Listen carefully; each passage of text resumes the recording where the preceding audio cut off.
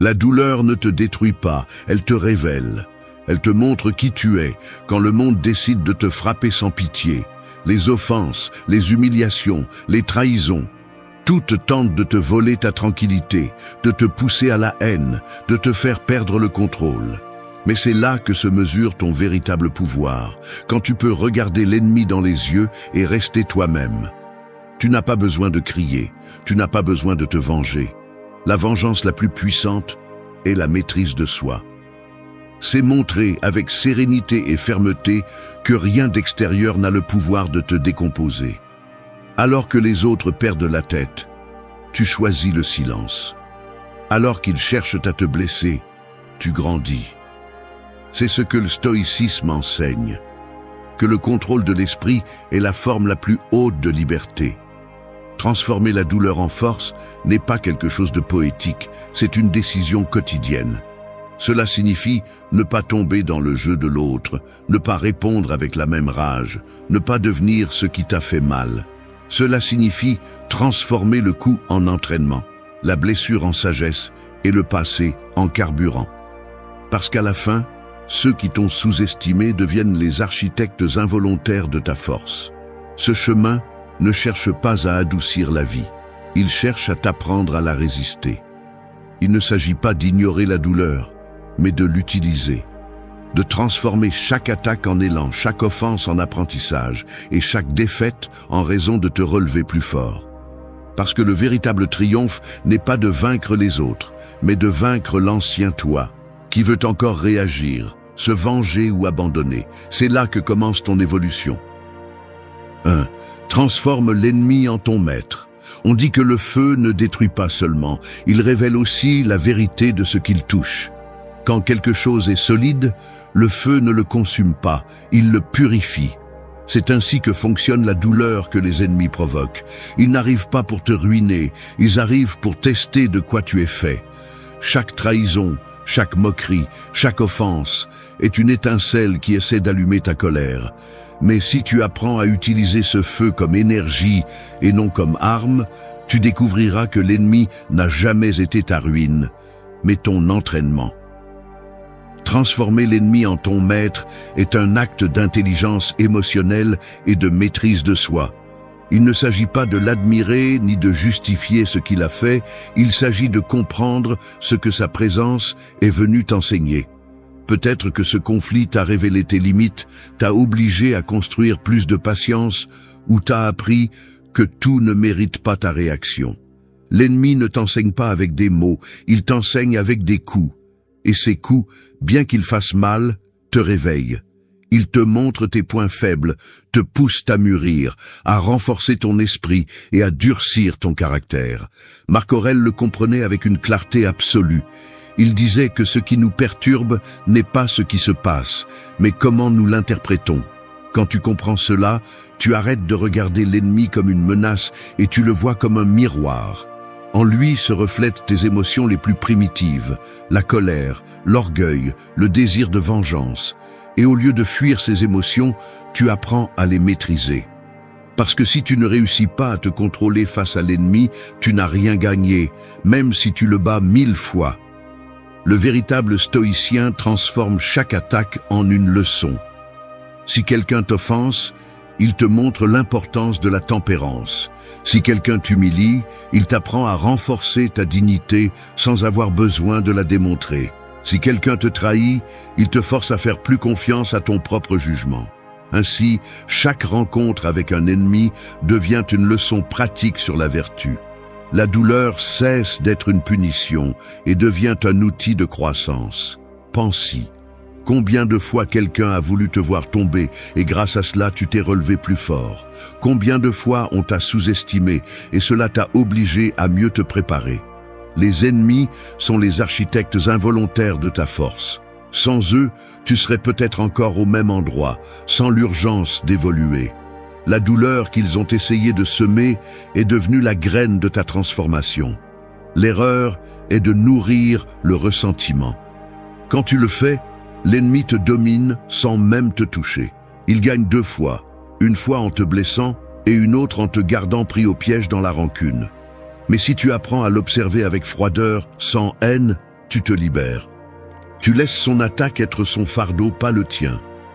Parce que la véritable supériorité n'est pas de lui faire du mal, mais de montrer qu'il ne peut pas te sortir de ton centre.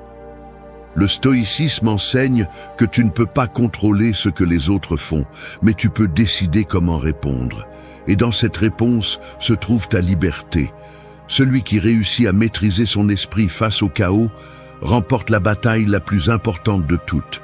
L'ennemi, sans le savoir, devient ton maître, parce qu'il t'entraîne dans l'art de l'autocontrôle, de la patience et de la dignité. Alors ne maudis pas celui qui t'a blessé. Remercie-le en silence, non pas pour sa cruauté, mais pour t'avoir montré ce que tu devais encore renforcer. Le feu qu'il a allumé en toi ne t'a pas consumé, il t'a trempé, il t'a rendu plus ferme, plus conscient, plus sage. Parce qu'au final, les ennemis ne forment pas ta chute, ils forment ton caractère. Et celui qui apprend cela cesse d'avoir des ennemis, il n'a que des maîtres déguisés. 2. Change ton interprétation, pas ton adversaire. Le monde ne bouge pas en fonction de ce qui t'arrive, mais en fonction de la façon dont tu choisis de l'interpréter. 2 personnes peuvent vivre le même coup, mais l'une s'enfonce et l'autre s'élève. Ce n'est pas la douleur qui fait la différence, c'est l'interprétation que tu en fais. Imagine que tu es devant un miroir déformant. Si tu crois que l'image est réelle, tu finis par haïr le reflet. Mais si tu comprends que la distorsion n'est pas en toi, mais dans le miroir, tu reprends le contrôle. C'est ainsi que fonctionne l'esprit lorsque tu interprètes la douleur sans conscience. Tu finis par te battre avec des fantômes. La plupart des conflits ne naissent pas de ce qui se passe, mais de ce que nous pensons de ce qui se passe. Quand quelqu'un t'offense, ton esprit crée une histoire. Il m'a humilié, il m'a manqué de respect, il a voulu me détruire. Mais si tu changes l'interprétation, le pouvoir de l'agresseur s'évapore. Peut-être ne t'a-t-il pas humilié, il a montré son propre vide. Peut-être ne t'a-t-il pas manqué de respect, il a simplement révélé son manque d'éducation émotionnelle. Changer l'interprétation n'est pas justifier, c'est libérer. Épictète l'a expliqué avec une clarté brutale. Ce qui nous affecte n'est pas ce qui nous arrive, mais ce que nous pensons de ce qui nous arrive. Et c'est là que réside la véritable liberté. Si tu décides d'interpréter les offenses comme des épreuves, les échecs comme des enseignements et les rejets comme des redirections, tu deviens intouchable. L'extérieur perd son pouvoir sur toi. Quand tu maîtrises cette perspective, tu découvres que presque personne ne peut te blesser, parce que rien ne peut pénétrer un esprit qui a appris à traduire la douleur en croissance. L'interprétation est le filtre entre le chaos et le calme. Si ton filtre est sale d'orgueil ou de blessures passées, tu verras tout comme une attaque. Mais si tu le nettoies avec conscience, tu comprendras que souvent, ce n'était pas personnel, c'était juste humain. Les gens agissent à partir de leur propre douleur, de leur manque de contrôle ou de leur ego blessé. Quand tu arrêtes de le prendre comme quelque chose dirigé contre toi, tu te libères du cycle du ressentiment. Tu commences à regarder avec distance, sans t'impliquer émotionnellement à chaque provocation. Changer l'interprétation signifie aussi assumer la responsabilité. C'est accepter que tu ne peux pas contrôler ce que font les autres, mais tu peux choisir de ne pas être victime de cela. Quand quelque chose t'affecte, demande-toi, quelle part de moi a permis que cela me perturbe autant ? Cette question, bien qu'elle fasse mal, ouvre la porte à la croissance. Parce que tant que tu blâmes l'autre, tu restes son prisonnier. Mais quand tu changes ton regard, tu deviens ton propre libérateur. Le calme n'arrive pas quand le monde devient juste, il arrive quand tu apprends à voir clairement. Tu peux passer ta vie à essayer de changer les autres, à attendre des excuses qui n'arrivent jamais, ou tu peux décider de changer la façon dont tu vois le jeu. Si tu comprends que l'adversaire n'est pas le problème, mais l'interprétation que tu en fais, rien ne te domine. Tu arrêtes d'être réactif et tu commences à agir avec stratégie. Tu arrêtes de répondre avec colère et tu commences à répondre avec un but. Le stoïcisme ne cherche pas à éliminer les émotions, il cherche à les discipliner. Changer l'interprétation ne signifie pas nier la douleur, cela signifie la transformer en sagesse. Cela signifie regarder une trahison et dire « merci de m'avoir montré qui je ne suis pas » ou regarder une offense et penser « tu m'as montré jusqu'où va mon contrôle ». C'est ça le pouvoir. Pas le pouvoir de dominer les autres, mais de dominer ton esprit, qui est le seul territoire qui t'appartient vraiment. Quand tu changes ton interprétation, tu ne changes pas seulement ce que tu ressens, tu changes qui tu es. Tu passes d'être une victime du monde à être un architecte de ta propre paix. Et pendant que les autres restent coincés à réagir, tu marches avec calme. Parce que tu as déjà compris que ce qui est important n'est pas ce qu'on te fait, mais ce que tu fais avec ça. 3. Ne tombe pas dans son piège. Il y a des gens qui ne cherchent pas le dialogue, ils cherchent une réaction.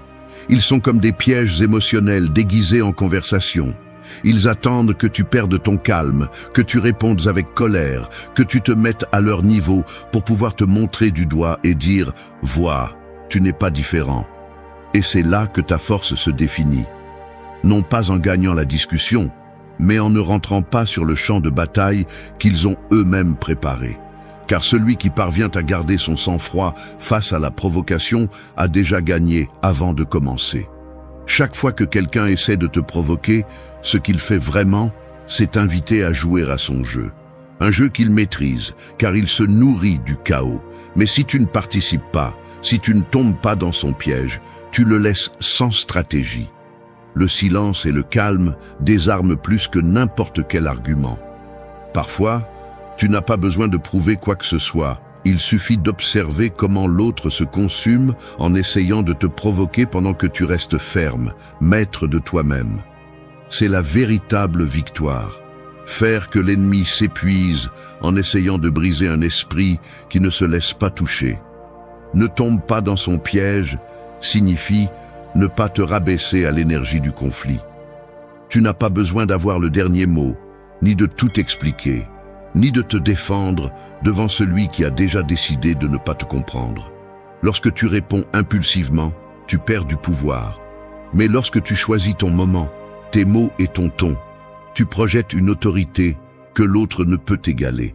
Le calme est la forme la plus sophistiquée de supériorité. Car dans un monde où tout le monde réagit, celui qui contrôle sa réponse domine le jeu. Marc Aurèle l'expliquait avec une lucidité inébranlable. La meilleure défense contre l'insulte est l'indifférence. Non pas parce que tu es faible, mais parce que tu sais que ton énergie est trop précieuse pour être dépensée à prouver quelque chose à quelqu'un qui ne comprend pas la valeur du respect. Chaque provocation est un test pour mesurer ton autocontrôle. Et plus ils essaient de te pousser à réagir, plus tu as d'opportunités de renforcer ton tempérament. Chaque fois que tu choisis de ne pas tomber, tu deviens plus fort. Dans la vie, il y aura toujours des gens qui ont besoin du conflit pour se sentir pertinents. Des gens qui se sentent puissants seulement lorsqu'ils réussissent à te perturber. Mais tu n'es pas obligé de leur donner ce pouvoir. En fait, la façon la plus intelligente de les battre est de leur refuser ce qu'ils recherchent le plus, ton attention. S'il n'y a pas de réaction, il n'y a pas de jeu. S'il n'y a pas de jeu, il n'y a pas de victoire pour eux. C'est aussi simple que ça. Lorsque tu apprends à ne pas tomber dans leur piège, tu comprends que le contrôle n'est pas dans le bruit, mais dans le silence. Que le respect de soi se démontre sans mots, avec des gestes fermes, des limites claires et une présence qui ne se plie pas.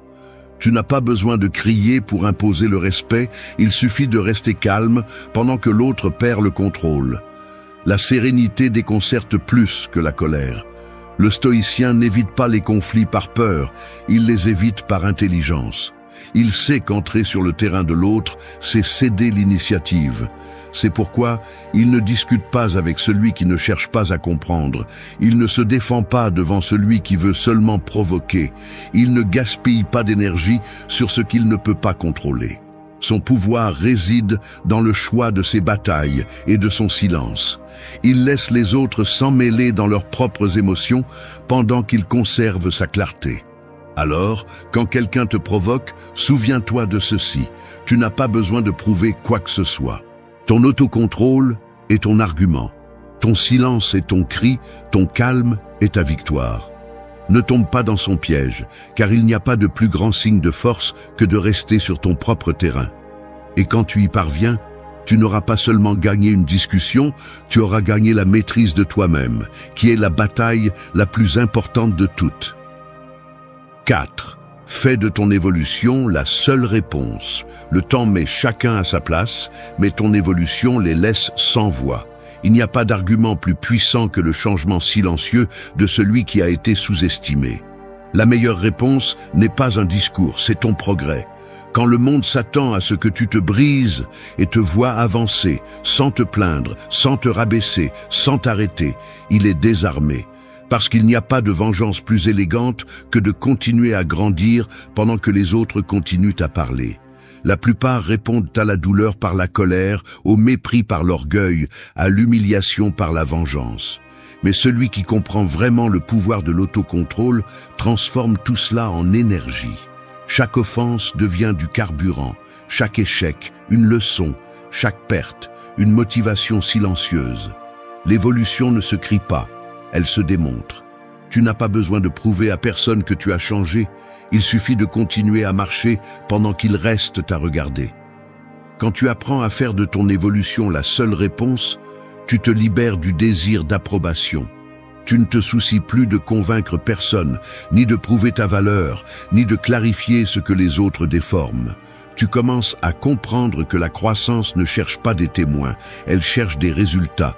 Il ne s'agit pas de se taire par peur, mais de se taire parce que ton énergie n'est plus pour des discussions sans but, et que la chose la plus sage que tu peux faire pour toi-même est d'investir ton temps à devenir une meilleure version de toi-même, pas à le prouver. Le stoïcisme enseigne que tu ne dois pas réagir au bruit, mais à la raison. Sénèque disait que rien ne montre plus de force que de rester ferme sans avoir besoin de crier. C'est l'essence de l'évolution stoïcienne. Répondre par des actes, pas par des mots. Quand l'ego te dit « prouve-leur », l'âme mature répond « ce n'est pas nécessaire ». Les gens peuvent te nier tes paroles, mais ils ne peuvent pas nier tes résultats. Chaque humiliation, chaque trahison, chaque offense a été une invitation à grandir. Certains ont choisi de rester coincés dans la blessure, tu as choisi de guérir. Et cette différence change tout, parce que celui qui évolue devient inaccessible. Il ne peut plus être manipulé par les mêmes provocations. Il n'a plus besoin de valider sa valeur. Il ne cherche plus de revanche. L'évolution te rend immunisé contre le petit. Ce qui t'affectait avant te semble maintenant sans importance. Ce qui te faisait mal avant t'enseigne maintenant. C'est ça la vraie croissance. Tu n'as pas besoin de te venger de personne. Laisse ta discipline parler pour toi. Laisse tes réalisations être ta réponse. Parce que pendant que tu construis, ils continuent à observer du même point. Et quand cela arrive, le silence devient le témoignage le plus fort. Tu n'es plus la personne qui a été blessée, tu es la personne qui a appris. Chaque pas que tu fais sans regarder en arrière est une façon de dire « cela ne m'a pas arrêté ». Transformer la douleur en évolution ne signifie pas nier la blessure, cela signifie l'utiliser. C'est accepter que le passé ne s'efface pas, mais peut rediriger ta force. C'est regarder ce qui a fait mal et dire « cela m'a changé, mais cela m'a changé pour le mieux ». La maturité arrive quand tu comprends que la victoire la plus profonde ne se célèbre pas en public, elle se ressent dans l'âme. C'est la paix que tu ressens quand tu sais que tu n'as plus besoin de te battre. Alors ne cherche pas à ce que les autres reconnaissent ton changement. Ils verront le résultat quand leur critique ne t'affecte plus, quand leur silence ne te fait plus mal, quand leur mépris ne te limite plus. Ton évolution n'a pas besoin d'applaudissements, juste de constance. Parce que celui qui continue à grandir sans rancune, sans bruit et sans s'arrêter, finit par conquérir le terrain le plus précieux de tous, son propre esprit. Et c'est la victoire que personne ne peut te prendre. 5. Pardonne mais établis des limites fermes. Pardonner n'est pas toujours un acte de bonté envers l'autre, c'est souvent un acte d'intelligence envers soi-même. C'est comme nettoyer une blessure avant qu'elle ne s'infecte, non pas parce que la coupure ne fait pas mal, mais parce que tu sais que la laisser ouverte ne fera que te faire du mal. Le pardon n'efface pas ce qui s'est passé, mais il coupe le lien invisible qui te maintient attaché à cette douleur. Ce n'est pas une faiblesse, c'est une stratégie. Le problème est que beaucoup de personnes confondent pardonner avec permettre, et c'est là qu'elles perdent leur pouvoir. Pardonner ne signifie pas donner des secondes chances illimitées. Cela signifie comprendre, apprendre et ensuite prendre de la distance. Il ne s'agit pas de te réconcilier avec celui qui t'a blessé, mais de te réconcilier avec ce que tu ressens. Le pardon stoïcien ne cherche pas la rédemption, il cherche la libération. C'est regarder ce qui s'est passé avec calme, sans haine, sans rancune, et décider consciemment de ne pas laisser cela te dominer. Parce que tant que tu ne pardonnes pas, l'autre continue d'occuper de l'espace en toi, continue de perturber ta paix, continue de gagner sans même être présent. Établir des limites, en revanche, c'est l'autre côté de la médaille. C'est la façon la plus pratique de dire « j'ai appris la leçon ». Les limites ne s'imposent pas avec des cris, mais avec cohérence. Tu n'as pas à te justifier, tu n'as pas à expliquer pourquoi tu t'éloignes ou pourquoi tu ne réponds plus de la même manière. Les limites se remarquent, elles ne s'annoncent pas. On les ressent lorsque tu n'es plus disponible pour ce que tu tolérais auparavant. Pardonner sans limite, c'est comme laisser la porte ouverte au voleur après l'avoir découvert. Il ne suffit pas de lâcher la rancune. Il faut protéger la tranquillité d'esprit qui a été si difficile à retrouver. Le véritable pardon ne vient pas de l'oubli, il vient de la compréhension. Tu ne pardonnes pas parce que l'autre le mérite, tu pardonnes parce que tu mérites de te reposer. Tu le fais parce que tu comprends que la haine t'épuise, que la vengeance t'enchaîne, que t'accrocher à la douleur ne fait que retarder ton évolution. Mais avec ce pardon doit venir la fermeté de ne pas te remettre dans la même position. Le pardon sans limite n'est pas une vertu, c'est de l'auto-abandon. Marc Aurèle disait que la meilleure façon de te venger de tes ennemis est de ne pas leur ressembler. Et cela inclut la façon dont tu gères tes émotions. Tu n'as pas besoin de punir quelqu'un pour guérir, il suffit de ne pas répéter le cycle. Parfois, la meilleure réponse est le silence et la distance. Lorsque tu cesses de réagir, lorsque tu cesses de participer au drame, lorsque tu refuses de faire partie du même jeu, tu récupères le pouvoir que tu avais perdu. Établir des limites fermes ne signifie pas devenir froid ou indifférent. Cela signifie avoir une clarté sur ce que tu mérites. C'est apprendre à dire non sans culpabilité, assez sans peur et je m'en vais sans haine.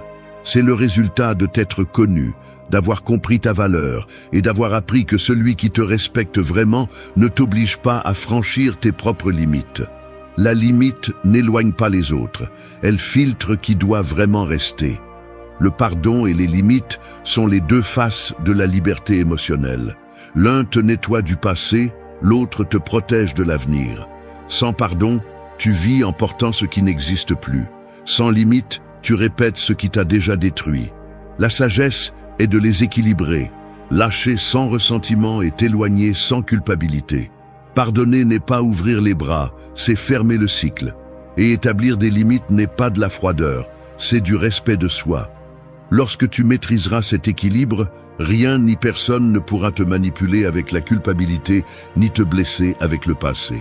Tu marcheras léger, avec la conscience tranquille, sachant que tu ne hais personne, mais que tu ne te trahis pas non plus. C'est le point exact où commence la véritable paix intérieure, celle qui ne dépend plus de ce que font les autres, mais de ce que tu permets. 6. Ne ressemble pas à ton ennemi. La douleur a un piège silencieux. Si tu ne la gères pas, elle te transforme en ce qui t'a blessé. Quand tu laisses la colère te guider, tu commences à parler, agir et réagir comme celui qui t'a fait du mal. Tu te justifies en pensant que tu ne fais que te défendre, mais sans t'en rendre compte, tu te transformes en son reflet. Et il n'y a pas de défaite plus triste que celle-ci, celle de perdre ton essence en essayant de gagner une bataille qui n'en vaut plus la peine. Ne pas ressembler à ton ennemi est l'un des actes les plus difficiles de maturité émotionnelle. Il nécessite une maîtrise de soi, du calme et une profonde clarté de qui tu es. Il ne s'agit pas de prétendre que ce qui s'est passé ne te fait pas mal, mais de refuser de répondre avec le même poison. Si l'autre ment, tu choisis la vérité. Si l'autre manipule, tu choisis la transparence. Si l'autre cherche la guerre, tu choisis le silence. Ce n'est pas de la faiblesse, c'est de l'intelligence. Car celui qui te contrôle émotionnellement te domine. Mais celui qui ne parvient pas à te sortir de ton centre te respecte, même s'il ne l'admet pas. Le stoïcien ne se définit pas par l'ennemi, il se définit par son caractère. Marc Aurèle disait que l'âme se teint de la couleur de ses pensées. Si tes pensées sont pleines de haine, tu finiras par être peint de la même teinte que ceux qui t'ont blessé. C'est pourquoi chaque fois que tu es blessé, au lieu de penser « je le ferai payer », pense « je ne permettrai pas que cela change ce que je suis ». Cette décision change tout, car elle protège ton essence, ta paix et ton humanité. Beaucoup confondent le calme avec la reddition, mais en réalité, c'est le plus grand acte de force. Contrôler ta réaction quand tu as des raisons d'exploser est la preuve la plus claire de pouvoir intérieur. Tu n'as pas besoin de répondre à chaque provocation, ni de prouver quoi que ce soit à celui qui ne comprend pas la valeur du respect. Parfois, ne pas réagir est la forme de réponse la plus puissante. Le silence de celui qui maîtrise son esprit vaut plus que 1000 mots de celui qui a perdu le contrôle. Ne pas ressembler à ton ennemi signifie ne pas permettre que son obscurité te contamine. Ne laisse pas sa haine te faire douter de tout le monde, ni son mensonge te rendre froid. Ne permets pas que ce qu'ils t'ont fait te fasse perdre foi en toi-même. Chaque blessure peut te rendre plus sage ou plus dur, et ce choix ne dépend que de toi. Choisis d'apprendre, pas de durcir. Choisis de grandir, pas de te venger. Parce que si l'autre a réussi à te faire répondre comme lui, alors il a gagné, même si tu le nies. Le stoïcisme enseigne que le véritable pouvoir réside dans la tempérance, pas dans la revanche. Sénèque disait que l'homme fort est celui qui maîtrise ses passions, pas celui qui leur obéit. Chaque provocation que tu affrontes est une occasion de montrer que ton contrôle vaut plus que le besoin de te défouler. N'imite pas ce que tu méprises. Ne copie pas la façon dont les autres traitent la douleur. Ton calme doit être ton bouclier, ta conduite ton message et ta cohérence ta vengeance. Apprendre à ne pas ressembler à ton ennemi, c'est apprendre à vivre avec intégrité. Cela signifie faire ce qui est juste même si personne ne le voit, garder ta dignité même si personne ne la reconnaît. Cela signifie comprendre que la plus grande victoire n'est pas de faire tomber l'autre, mais d'éviter de tomber à son niveau. Parce que la rancœur te lie au passé, et la vengeance te maintient prisonnier de ce que tu as juré de surmonter. Quand quelqu'un te blesse, considère-le comme un avertissement, pas comme un exemple. Il t'a montré le chemin à ne pas suivre, la forme que tu ne veux pas adopter, l'énergie que tu ne veux pas projeter. Chaque attaque peut être une leçon si tu as l'esprit clair. Ne te rabaisse pas, ne deviens pas ce qui t'a blessé. Reste fidèle à ton essence, même quand ça fait mal. C'est la vraie victoire, celle qui ne se célèbre pas avec du bruit, mais avec la paix de savoir que tu ne t'es pas corrompu. 7. Utilise le silence comme ton arme la plus puissante. Le silence est comme une épée invisible. Il ne fait pas de bruit, mais il coupe avec précision. Alors que beaucoup s'épuisent à essayer de se défendre, de s'expliquer ou de répondre, celui qui maîtrise le silence devient imprévisible, inaccessible et difficile à perturber. Non pas parce qu'il n'a pas de mots, mais parce qu'il sait que tous ne méritent pas d'être prononcés. Le silence n'est pas une absence de voix, c'est une présence de pouvoir. C'est la forme la plus raffinée de montrer que tu n'as plus besoin de convaincre personne, ni de gagner chaque bataille. Dans un monde qui réagit avant de penser, se taire est un acte de rébellion. Quand quelqu'un essaie de te provoquer, il attend ta réponse, ton explosion, ta défense. Mais si tu gardes le silence, tu le désarmes. Tu lui enlèves sa source d'énergie, sa scène et son contrôle. Rien ne déconcerte plus un provocateur que l'indifférence de celui qui ne tombe pas dans son jeu. Parce que le silence n'est pas soumission, c'est domination. C'est la décision consciente de ne pas prêter ton énergie à celui qui ne la mérite pas. Marc Aurèle disait que quand quelqu'un t'offense, rappelle-toi qu'il n'exprime que sa nature, pas la tienne. Cette phrase renferme le pouvoir du silence. Se taire ne signifie pas accepter l'injustice. Cela signifie refuser d'entrer dans l'arène du bruit où tout le monde perd. Cela signifie comprendre que tu n'as pas à répondre à chaque attaque, ni à clarifier chaque mensonge, ni à prouver ta valeur avec des mots. Celui qui sait vraiment qui il est n'a pas besoin de le crier. Sa présence parle d'elle-même. Le silence a une force que les gens sous-estiment. Il oblige l'autre à affronter son propre bruit. Il fait que l'agresseur s'écoute lui-même, que le menteur se prenne dans ses propres mots, que l'arrogant révèle son vide. Et pendant ce temps, tu restes serein, observateur. Cette distance émotionnelle ne protège pas seulement ta tranquillité. Elle te permet aussi d'agir avec stratégie. Parce que quand tu ne réagis pas, tu choisis le moment, le ton et la manière dont tu répondras, si tu décides de le faire. Utiliser le silence comme une arme signifie aussi te connaître. Cela signifie savoir quand parler et quand ne pas le faire, quand expliquer et quand éloigner. Tout le monde ne mérite pas une réponse, et tout conflit n'a pas besoin d'être résolu à voix haute. Le silence bien utilisé n'est pas de la lâcheté, c'est de l'intelligence émotionnelle à son plus haut niveau. Le sage ne se précipite pas pour parler, parce qu'il comprend que chaque mot a du poids, et celui qui parle sans réfléchir finit par être prisonnier de son propre élan. Les stoïciens voyaient dans le silence une vertu, une preuve de maîtrise de soi. Sénèque affirmait que celui qui peut se taire au milieu de l'offense démontre que son esprit n'est pas esclave des émotions. Le silence ne protège pas seulement, il éduque aussi. Il enseigne aux autres qu'avec toi, on ne joue pas avec des mots vides, que ta paix n'est pas à vendre, que ton énergie a de la valeur. C'est une façon d'imposer le respect sans élever la voix. Ne confonds pas le silence avec la faiblesse. Parfois, c'est le rugissement le plus fort qui existe. C'est le calme qui précède la décision correcte, la distance qui évite une guerre inutile, le reflet de quelqu'un qui a appris que tout ne mérite pas une réponse. Le silence te sépare du chaos et te rapproche de la clarté.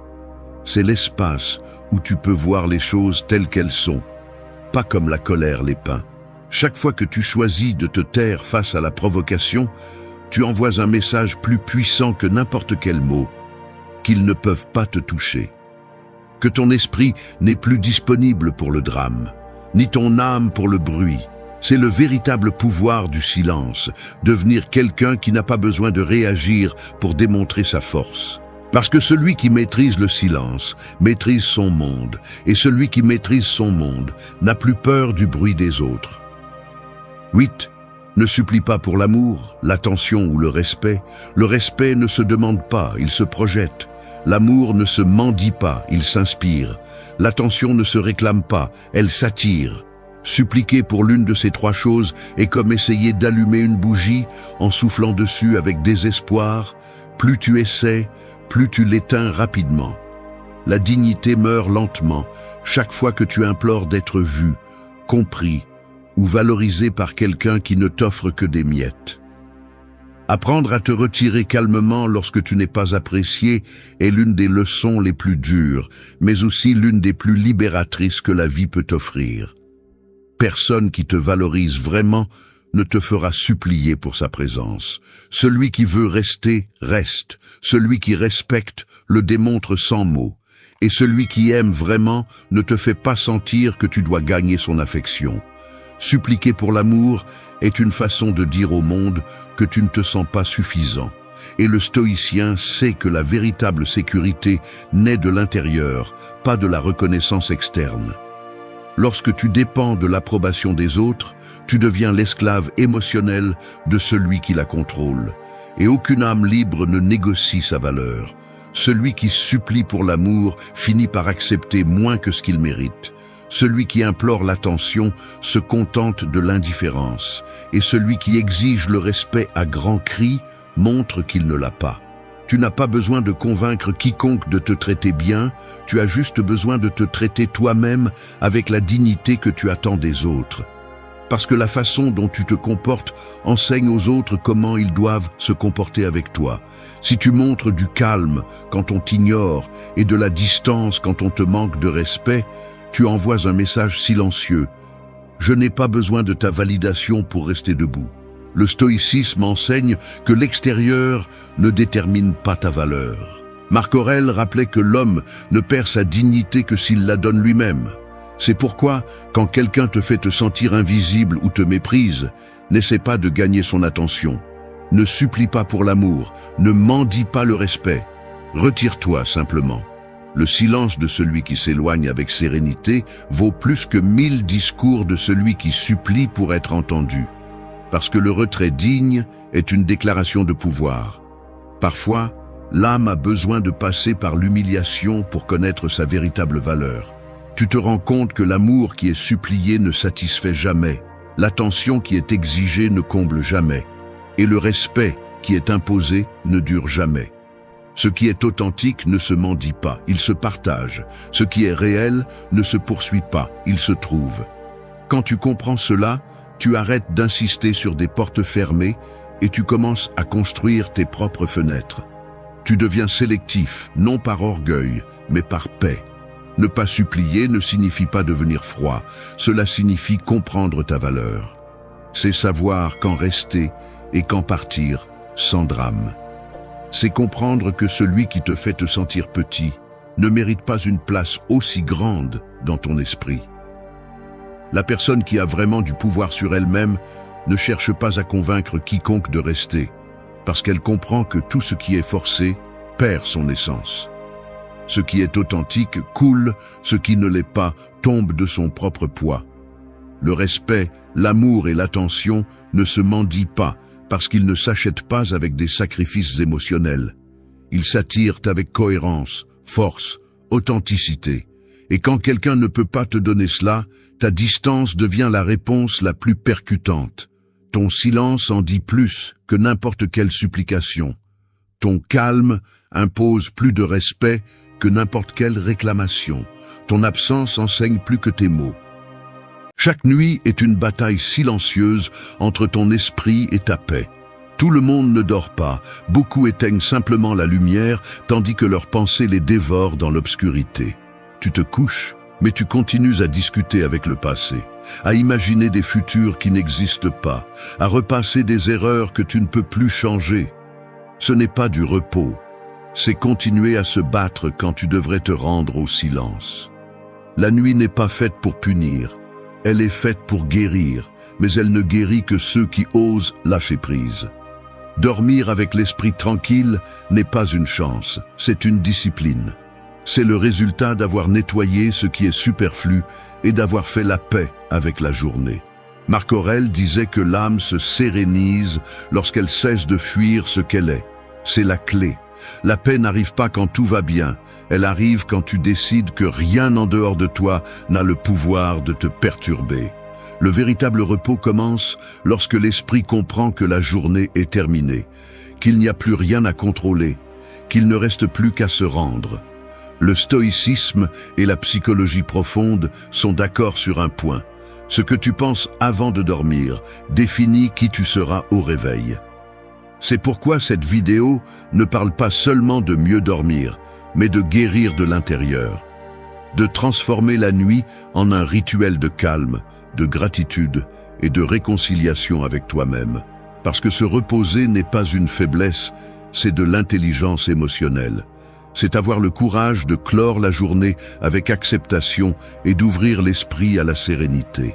Celui qui apprend à dormir en paix apprend à vivre en équilibre, parce qu'il n'y a pas de repos plus profond que celui d'une conscience tranquille. Et il n'y a pas de meilleure façon de commencer la journée qu'en ayant fait la paix avec la nuit. 1. Sème des pensées qui te donnent la paix. L'esprit est un champ qui ne se repose jamais. Même lorsque le corps se rend au sommeil, il continue de cultiver ce que tu as semé avant de fermer les yeux. C'est pourquoi ce que tu penses à la fin de la journée n'est pas une simple pensée égarée, c'est une graine, et toute graine germe tôt ou tard. Si tu nourris la nuit avec de l'inquiétude, de la peur ou de la culpabilité, tu te réveilleras avec le même poids que tu as laissé flotter dans l'obscurité. Mais si tu choisis de semer la tranquillité, la gratitude et la clarté, le matin te recevra avec légèreté. La paix n'apparaît pas par hasard. Elle se cultive en silence, dans les minutes où personne ne te voit, quand tu choisis ce que tu veux laisser grandir en toi. Beaucoup se couchent, comme si le jour ne se terminait jamais. Ils éteignent la lumière, mais l'esprit reste allumé, repassant ce qui a mal tourné, imaginant des disputes qui n'existent pas, se punissant pour des erreurs passées ou craignant ce qui viendra. C'est une bataille invisible, où l'ennemi n'est pas à l'extérieur, mais à l'intérieur. Le stoïcisme enseigne que l'esprit est le seul endroit où nous pouvons trouver la liberté, et cette liberté se construit à travers la direction consciente de la pensée. Marc Aurèle l'a bien compris lorsqu'il a écrit que la vie d'un homme est ce que ses pensées en font. La nuit, donc, est le laboratoire de l'âme, l'espace où la conscience décide quoi fabriquer, paix ou tempête. Chaque pensée est un ordre pour l'inconscient. Quand tu répètes mentalement tes problèmes avant de dormir, tu les graves plus profondément. Mais quand tu choisis des pensées de sérénité, de gratitude et d'acceptation, tu rééduques ton esprit. Tu lui apprends que tout ne nécessite pas de contrôle, qu'il y a un moment pour agir et un autre pour lâcher prise. La psychologie profonde explique que le subconscient absorbe plus fortement les idées précédant le sommeil et que celles-ci influencent l'état émotionnel au réveil. C'est pourquoi les 5 dernières minutes avant de dormir sont sacrées. Dans ce bref laps de temps, tu décides si tu seras ton refuge ou ton ennemi. Semer des pensées qui te donnent la paix ne signifie pas prétendre que tout va bien, mais accepter que, bien que le monde soit incertain, tu choisis de ne pas emporter le bruit à l'oreiller. C'est respirer et te dire « J'ai fait ce que je pouvais aujourd'hui, et cela suffit ». C'est se rappeler que tu n'as pas besoin de tout résoudre cette nuit, parce que la vie ne s'éteint pas avec toi. Elle se met simplement en pause. C'est comprendre que se reposer est aussi une forme de lutte, mais depuis le calme. Et c'est vrai. Beaucoup se punissent pour des choses qui ne se sont pas encore produites, alors qu'ils pourraient utiliser ce temps pour guérir. Pratiquer cette leçon est simple mais profond. Avant de dormir, arrête-toi quelques minutes et observe-toi. Demande-toi quelle pensée tu veux emporter avec toi dans le sommeil. Sens-le. Ne laisse pas l'esprit répéter automatiquement les vieux schémas. Remplace la critique par la gratitude, la peur par l'acceptation, la tension par la respiration. Tu peux écrire 3 choses pour lesquelles tu te sens reconnaissant, ou simplement penser à une seule qui t'a fait sourire pendant la journée. C'est ça, semer. Et chaque nuit que tu le répètes, tu renforceras les racines de ta sérénité.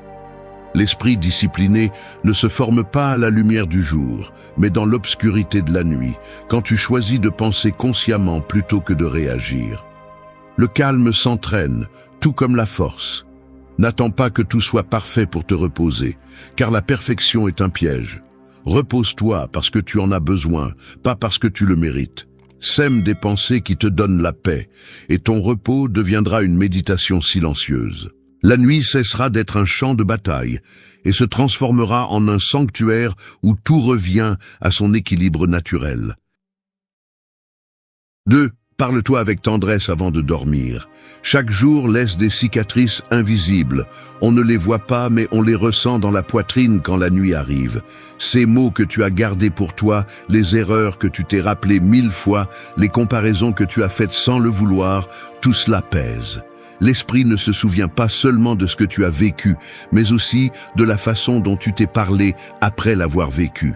Et ce dialogue interne devient la voix avec laquelle tu t'endors. Beaucoup pensent que le repos arrive lorsque le corps s'éteint, mais non, le véritable repos commence lorsque tu arrêtes de t'attaquer. Tu ne peux pas dormir en paix si tu es celui qui te blesse avec tes propres pensées. Parle-toi comme tu parlerais à quelqu'un que tu aimes. Cela semble simple, mais c'est difficile. Nous avons l'habitude d'être durs avec nous-mêmes, de nous juger pour ce que nous n'avons pas fait, de nous comparer aux autres, de répéter en silence ce qu'on nous a dit une fois pour nous faire sentir moins bien. Mais le chemin vers la tranquillité commence lorsque tu transformes cette voix critique en une voix compatissante. La psychologie profonde explique que l'esprit ne distingue pas entre les mots qui viennent des autres et ceux qui viennent de toi. Chaque phrase que tu te dis est enregistrée dans le subconscient comme une vérité. Si chaque nuit tu te répètes que tu n'as pas fait assez, que tu ne vaux rien, que tu as échoué, ton esprit le croit. Mais si avant de dormir tu choisis de te parler avec tendresse, peu à peu tu reconstruis ce que les blessures ont détruit. Le stoïcisme enseigne que tu ne peux pas contrôler ce que le monde te dit, mais tu peux contrôler le ton, avec lequel tu te parles. Marc Aurèle le disait clairement. Ta vie est le produit de tes pensées. Cela inclut les pensées que tu te consacres dans les moments les plus vulnérables. Parle-toi avec respect, même lorsque tu sens que tu ne le mérites pas. Sois ton propre refuge lorsque la journée a été dure. Remercie-toi d'être resté debout. Ne te demande pas la perfection, demande-toi l'humanité. Avant de dormir, remplace l'autocritique par la compréhension. Au lieu de penser à ce que tu as raté, reconnais ce à quoi tu as fait face. Si la journée a été difficile, dis-le honnêtement. Aujourd'hui a été dur, mais j'ai résisté. Si tu as fait une erreur, ne te laisse pas couler. Répète simplement. J'apprends. Et c'est suffisant. Cette pratique n'est pas une faiblesse, c'est une force émotionnelle. Sénèque disait que l'âme s'affaiblit lorsqu'elle se méprise elle-même, et il avait raison. Celui qui ne sait pas se parler avec tendresse ne pourra pas maintenir sa paix. Tu peux créer un rituel simple. Lorsque tu es au lit, pose une main sur ta poitrine et respire. Sens le rythme de ton cœur et rappelle-toi qu'il est toujours là, même après les jours difficiles. Dis-toi quelque chose de gentil, même si ce n'est qu'une seule phrase. Je suis fier de moi. Demain sera meilleur. Aujourd'hui, j'ai fait de mon mieux. Ces mots ont du pouvoir. Ils calment le système nerveux, réduisent la tension et préparent l'esprit à se reposer. La science le confirme. Le cerveau interprète l'autocompassion comme de la sécurité. Et lorsqu'il se sent en sécurité, il se permet enfin de dormir. La voix avec laquelle tu te parles chaque nuit est celle qui t'accompagne toute ta vie. Prends-en soin. Ne laisse pas cette voix devenir ton ennemi. Parle-toi avec tendresse, avec patience, avec la fermeté de celui qui sait qu'il est en train de guérir. Chaque mot gentil que tu te dis est une façon de dire à ton âme que tu es en sécurité. L'esprit n'a pas besoin de punition pour s'améliorer, il a besoin de compréhension pour avancer. Alors ce soir, avant de fermer les yeux, arrête de chercher du réconfort à l'extérieur et deviens ton propre refuge. Parce que le repos ne vient pas du silence du monde, mais de la paix avec laquelle tu choisis de te parler à toi-même. Et celui qui y parvient a déjà trouvé le début de la véritable sérénité. 3. Lâche ce que tu ne peux pas contrôler. Il y a des nuits qui ressemblent à des cages. Tu fermes les yeux, mais ton esprit reste enfermé, tournant en rond, pensant à ce que tu aurais dû dire, à ce qui n'a pas marché comme tu l'espérais, à ce que tu voudrais changer, mais que tu ne peux plus. C'est comme essayer de dormir avec une pierre sur la poitrine, en espérant que la fatigue te sauve. Tu ne peux pas te reposer lorsque ton esprit continue de lutter contre l'irréversible. La vérité est dure, mais libératrice. Il y a des choses qui, même si tu y penses 1000 fois, ne changeront pas. La seule issue est de lâcher prise. L'être humain a tendance à vouloir contrôler l'incontrôlable. Nous cherchons à ce que tout s'emboîte, que tout ait un sens, que les autres agissent comme nous le voulons. Mais le monde ne tourne pas selon nos règles. Prétendre le contraire ne génère que frustration et anxiété. Le stoïcisme l'a compris il y a des siècles. Épictète l'a dit clairement. Certaines choses dépendent de nous et d'autres non. Et la sagesse réside dans la reconnaissance de la différence. Si ce qui te prive de sommeil ne dépend pas de toi, tu épuises ton énergie dans un combat perdu. Mais si ce qui te préoccupe peut changer avec une action, alors ne pense pas, agis. L'esprit trouve le calme lorsqu'il distingue entre lâcher prise et résoudre. Beaucoup confondent le lâcher prise avec l'abandon, mais ce n'est pas la même chose. Abandonner, c'est renoncer. Lâcher prise, c'est accepter. C'est regarder la situation objectivement et dire « cela n'est plus entre mes mains et je ne vais pas permettre que cela me vole la paix ». Lâcher prise ne signifie pas oublier, cela signifie arrêter de souffrir pour ce que tu ne peux pas modifier. C'est comprendre que la vie continue même lorsque les choses ne se passent pas comme tu l'as prévu. Et bien que le contrôle illusoire donne une sensation de sécurité, en réalité, c'est une prison. Chaque nuit, avant de dormir, l'esprit fait son inventaire de la journée. Il passe en revue les conversations, les erreurs, les décisions, et c'est là que tu dois intervenir. Toutes les pensées ne méritent pas ton attention. Lorsque tu identifies une pensée que tu ne peux pas changer, lâche-la consciemment. Respire profondément, répète mentalement. Cela ne dépend pas de moi. Imagine que tu la places dans une boîte et que tu la laisses partir. Cela semble simple, mais c'est puissant. Tu apprends à ton esprit à respecter ses propres limites. La psychologie moderne le soutient. La pratique de l'acceptation réduit la surcharge mentale et améliore la qualité du sommeil. Lâcher prise, en essence, est une forme d'hygiène mentale. Le contrôle naît de la peur. Nous voulons contrôler parce que nous avons peur de perdre, mais cette même peur nous consume. Sénèque disait que nous souffrons plus dans l'imagination que dans la réalité. Combien de fois n'as-tu pas passé des nuits entières à créer des scénarios qui ne se sont jamais produits? Cette énergie gaspillée aurait pu être convertie en repos, en clarté, en force pour le lendemain. Lorsque tu arrêtes d'essayer de changer ce que tu ne peux pas, tu commences à avoir du pouvoir sur toi. C'est le véritable contrôle, te maîtriser et non maîtriser l'extérieur. Transformer la nuit en un acte d'acceptation est l'un des exercices les plus guérisseurs qui existent. Tu n'as pas besoin de tout résoudre aujourd'hui. Tu n'as pas besoin de réponses immédiates. Parfois, la meilleure décision est de lâcher prise et de faire confiance. La vie suit son cours même si tu n'interviens pas, et souvent, les choses se mettent en place mieux lorsque tu arrêtes de les forcer. L'important est de ne pas permettre que ta paix dépende de quelque chose qui est hors de ton contrôle. Avant de dormir, répète cette idée. J'ai fait ce que je pouvais, le reste ne m'appartient pas. Permets-toi de te reposer sans culpabilité, sans ce désir inutile de vouloir que tout soit différent. Le repos profond arrive lorsque l'âme cesse de discuter avec la réalité. Et lorsque tu apprends à lâcher prise, tu dors avec l'esprit libre, le cœur léger et l'âme en ordre. 4. Remercie ce que tu as ici et maintenant. La plupart des gens vivent en attendant la grande raison de remercier, comme si la gratitude ne méritait d'apparaître que lorsque tout va bien. Mais la vérité est autre. Celui qui n'apprend pas à remercier les petites choses ne saura pas apprécier les grandes quand elles arriveront. Chaque nuit est une occasion de t'arrêter et de regarder ce que tu as, ce qui a fonctionné, ce qui reste avec toi malgré tout. L'esprit humain a tendance à se concentrer sur ce qui manque, sur ce qui n'a pas fonctionné, et cette obsession du vide nous vole le repos. Tu ne peux pas dormir en paix lorsque ton esprit est occupé à penser à ce que tu n'as pas encore accompli.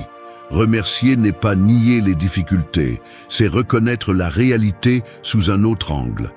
C'est regarder la même journée avec ses défauts et ses ombres et dire quand même « il y a eu quelque chose qui en valait la peine ». Marc Aurèle le savait bien lorsqu'il a écrit que le bonheur de ta vie dépend de la qualité de tes pensées. Et une pensée de gratitude transforme n'importe quelle nuit. La gratitude n'efface pas les problèmes, mais elle change la façon dont tu les affrontes.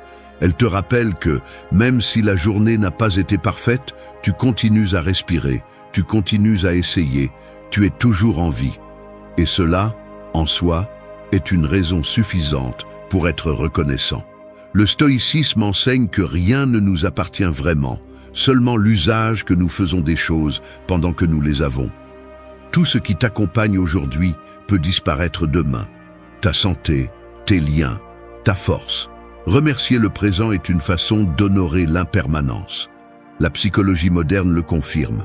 Pratiquer la gratitude avant de dormir réduit l'anxiété et améliore le sommeil, car elle change le focus de l'esprit, le déplace du désir à la reconnaissance. Lorsque tu remercies, ton système nerveux se calme, ta respiration devient plus profonde et le corps interprète ce geste comme un signe de sécurité.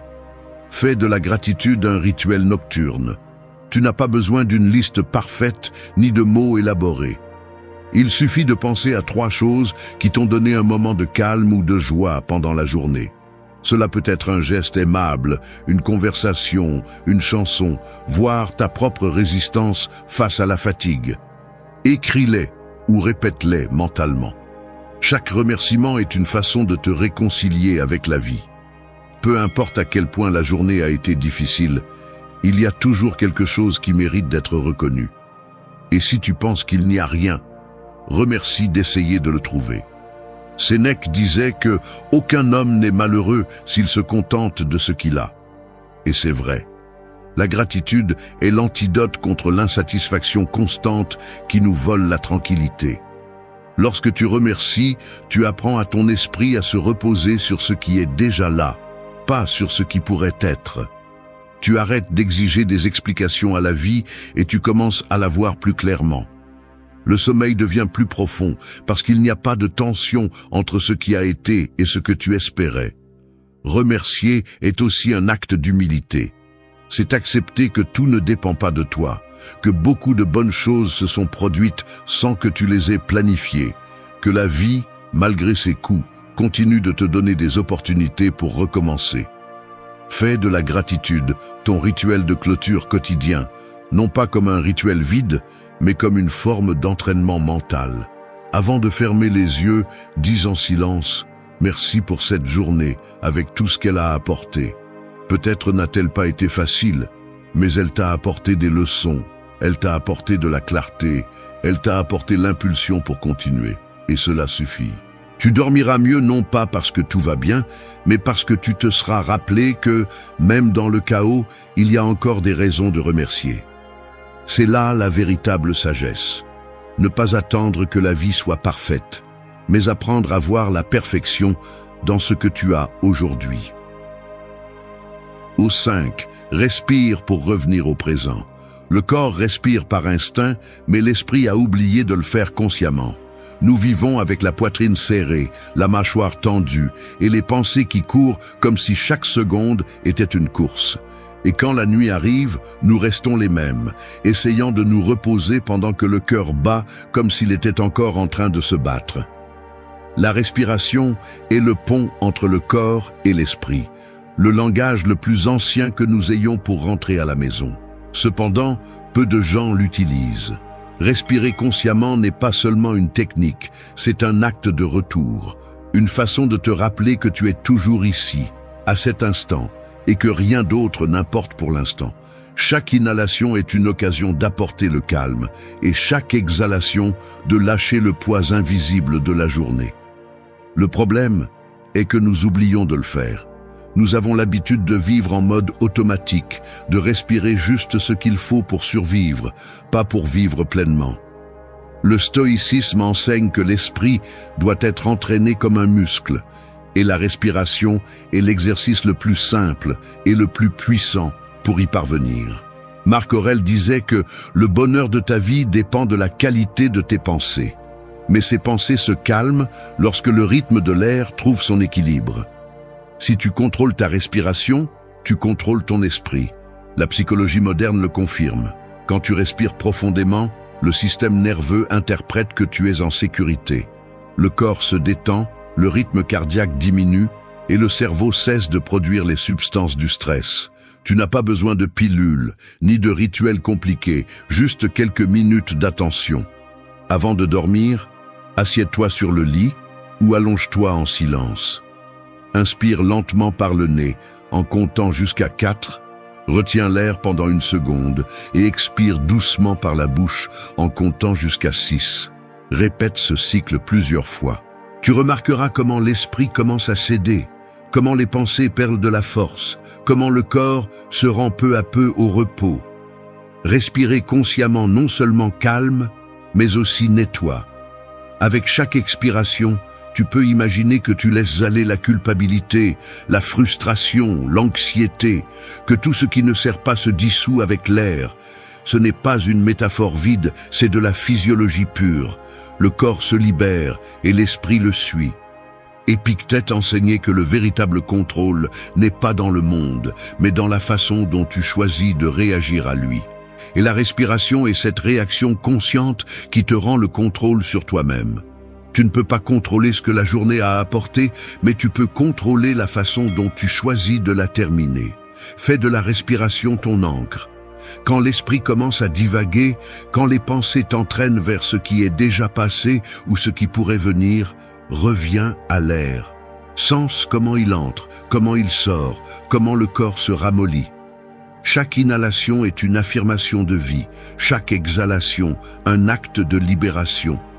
Il n'y a pas de technique plus ancienne, ni plus humaine, pour revenir au présent. Tu n'as besoin de rien de plus que cela.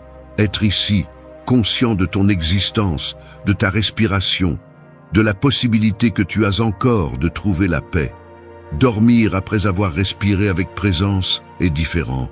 Tu ne dors pas par fatigue, tu dors parce que l'esprit s'est rendu au moment. Tu es revenu au maintenant. Et dans le maintenant, il n'y a pas de culpabilité, ni de peur, ni d'anxiété. Juste le calme. Chaque nuit peut être une pratique de retour. Respire pour revenir, respire pour calmer, respire pour te rappeler que tu es vivant. Parce que quand tu maîtrises ta respiration, tu cesses d'être l'esclave de la pensée. Et quand cela se produit, le silence devient repos et le repos, liberté. 6. Fais du silence ton refuge. Le bruit du monde ne s'éteint pas lorsque la nuit tombe, il change simplement de forme. Il cesse de venir de l'extérieur et commence à résonner à l'intérieur de ta tête. Des voix internes qui discutent, des pensées qui ne s'arrêtent pas, des souvenirs qui frappent à la porte de l'esprit, juste au moment où tu essaies de te reposer. Le silence n'arrive pas de lui-même, il faut le construire. Et celui qui apprend à le faire découvre une source de pouvoir que peu maîtrisent. Le silence n'est pas vide, c'est de l'énergie au repos. C'est l'espace où l'esprit s'ordonne, où l'âme respire, où le chaos perd sa force. L'homme moderne craint le silence car il lui montre ce qu'il porte réellement. C'est pourquoi beaucoup évitent d'être seuls, ils ont besoin de bruit, de musique, de distraction, de quoi que ce soit qui couvre la voix intérieure. Mais cette même voix que tu ignores pendant la journée est celle qui te prive de sommeil la nuit. Le stoïcisme enseigne que la paix intérieure ne dépend pas de l'élimination du bruit externe, mais de la culture de la sérénité au milieu de celui-ci. Marc Aurèle l'a écrit clairement. « Cherche en toi, là est la source du bien qui peut toujours jaillir si tu ne cesses de creuser. Et creuser en toi, c'est entrer en silence, sans peur de t'écouter. » La psychologie profonde l'appelle introspection et explique que seul dans le silence tu peux traiter ce que tu as réprimé. Lorsque tu laisses de l'espace entre tes pensées, le subconscient commence à organiser ce qui est resté en suspens. Ce n'est pas de la magie, c'est de la guérison naturelle. L'esprit a besoin de silence tout comme le corps a besoin de repos. Si tu passes toute la journée à répondre à des stimuli, à réagir à des messages, des réseaux et des préoccupations, tu ne peux pas t'attendre à ce que ton esprit s'éteigne immédiatement. Le silence est la transition entre le bruit du monde et le calme de l'âme. Avant de dormir, déconnecte-toi de l'excès de stimuli. Éteins le téléphone, la télévision, les lumières fortes. Assieds-toi dans l'obscurité quelques minutes et observe ce que tu ressens sans le juger. Le silence ne sera pas toujours confortable au début, car il te mettra face à ce que tu évitais. Mais si tu y fais face, si tu l'acceptes, il deviendra bientôt ton refuge. Tu apprendras que le silence n'est pas la solitude, c'est l'intimité avec toi-même. La différence entre les deux réside dans l'intention. Dans la solitude, tu fuis de toi, dans le silence, tu te trouves. Fais du silence une pratique consciente. Il ne s'agit pas de ne pas parler, mais de ne pas réagir. Il ne s'agit pas de t'isoler, mais de t'écouter. Lorsque le bruit mental commence à augmenter, ne le combats pas, laisse-le passer comme un écho qui se dissout. Imagine que chaque pensée est une vague et que tu es sur le rivage, les regardant se briser sans bouger. C'est la force du silence. Observer sans perdre le centre. Sénèque disait que l'âme tranquille voit le monde avec plus de clarté, et cette clarté n'apparaît que lorsque tu tais ce qui est inutile.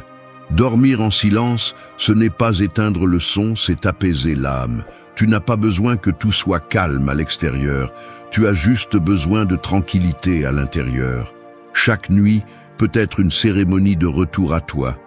Laisse le silence nettoyer ce que le bruit a sali pendant la journée. Si tu le pratiques avec constance, tu verras comment le corps commence à se détendre, comment l'esprit cesse de résister, comment le sommeil arrive sans effort. Parce que le silence ne guérit pas seulement, il enseigne aussi. Il te montre que la paix ne se cherche pas, elle se cultive. Et lorsque tu apprends à habiter le silence, l'obscurité de la nuit cesse d'être une menace et devient un abri. Le bruit du monde peut continuer, mais à l'intérieur de toi, il y aura un espace que personne ne pourra toucher. Ce sera ton refuge. 7. Permets à ton corps de se reposer sans culpabilité.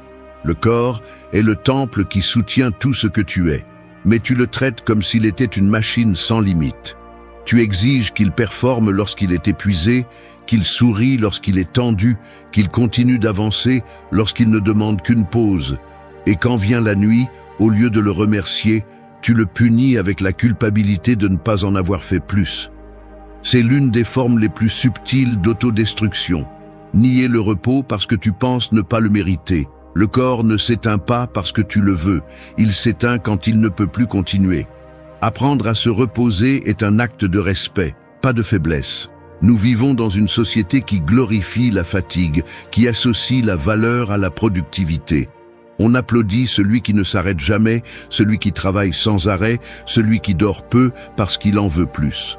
Mais personne ne te dit que ce rythme a un coût. Le corps garde chaque nuit blanche, chaque pensée accélérée, chaque respiration retenue. Il n'oublie rien. Quand tu ne te reposes pas, l'âme commence à protester à travers le corps, sous forme d'insomnie, d'anxiété, de fatigue ou de douleur. Sénèque l'a averti il y a des siècles, ce n'est pas que nous avons peu de temps, mais que nous en perdons beaucoup. Se reposer n'est pas perdre du temps, c'est le récupérer. Le stoïcisme enseigne l'équilibre. Savoir quand agir et quand s'arrêter fait partie de la sagesse. Dormir avec culpabilité est comme essayer de guérir une blessure tout en continuant à l'ouvrir. Tu ne peux pas te rétablir si tu te reproches de nécessiter une pause. Le repos conscient est de reconnaître que tu as fait de ton mieux avec ce que tu avais, que tu n'es pas une machine programmée pour toujours performer de la même manière, que parfois, la chose la plus productive que tu peux faire est de fermer les yeux et de laisser ton corps t'apprendre à lâcher prise.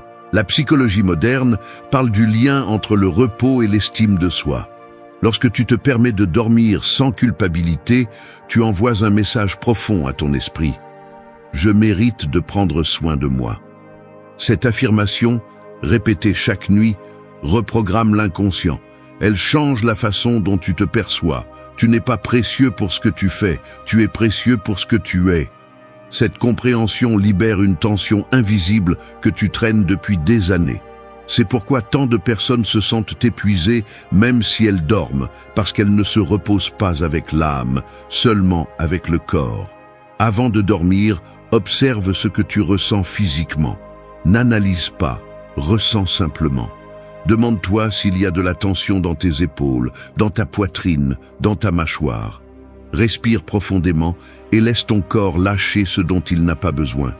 Imagine que chaque muscle se détend, que chaque pensée se dissout. Ne le force pas, laisse-le se produire. Le corps sait comment guérir si tu lui donnes la permission. Le calme ne s'impose pas, il se permet.